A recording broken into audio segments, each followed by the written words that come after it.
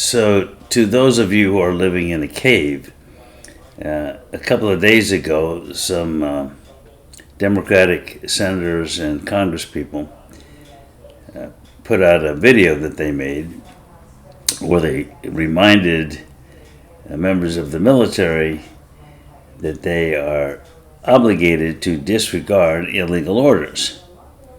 And of course, the question is, who decides if something is an illegal order and how is it decided? Well, one way they can do that, particularly if you're talking about higher-ranking military personnel, and we did have somebody, I believe it was an admiral, who resigned because he was not going to participate in blowing up these boats off the coast of Venezuela, which is clearly, in my opinion, as a lawyer, and as a lawyer who used to work for Air Force JAG, and whose father was the Judge Advocate General of the Air Force Communications Service, so I know a little about this area of the law, that order is clearly illegal. You have no justification for bombing boats, particularly these are small boats with who knows who's in them. I believe one of them was reportedly filled with fishermen having nothing to do with drugs. That's an illegal order. We're not at war with Venezuela. He has no rights under combat, and these, as far as we know, are civilians, and they haven't been tried and been convicted of anything. No one has boarded their ship, so it's probably an illegal order. But that admiral undoubtedly conferred with members of Navy JAG, and they told him it was illegal in their opinion. If you've gone through those steps, you are justified in refusing to obey that order.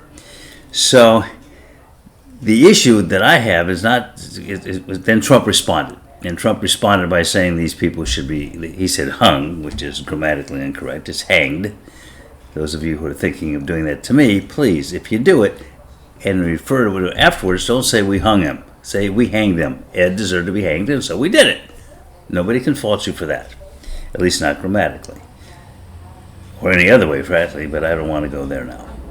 So, he called for these people. He said they were traitors, they were guilty of seditious behavior, and that they should be hanged. So my issue now isn't that so much, because that's just kind of Trump being Trump. What my issue was with the reaction to it by his supporters. So you had all these Republicans, particularly that Mike Johnson, Speaker of the House, coming out and saying that the Democratic senators and congresspeople, I think it was one congressman, maybe two, were calling for the military to violate their orders. He didn't use the word illegal orders. So technically, what he said was a half-truth. Wasn't a flat-out lie. It was a lie by omission. Clearly intended to make people think that these were lawful orders, but they didn't say lawful orders. They just said orders, or unlawful orders. They just said orders. My issue is with that snip of a press secretary, Levitt is her name, who is nothing more than a person who just spouts whatever it is that supports Donald Trump. She said, now remember, this woman coordinates with Trump all the time. She doesn't say anything without his approval. She expressly lied, and I did a double take when I heard her. I record everything, so I just rewound it, and I said, yep, sure enough, I heard that one right. She said that these people called upon the military to violate legal orders. She said legal orders. These people expressly said illegal orders. So it's one more example. This is just blatant. This is Donald Trump's press secretary blatantly lying.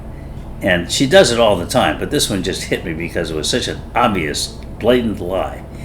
And with no apology. I mean, not even, just does it with a straight face. It's like, just go out there and lie for me. Okay, what do you want me to say? Yep, I don't mind. I'll say whatever it is that makes us look good and them look bad, and we couldn't give a damn about the truth.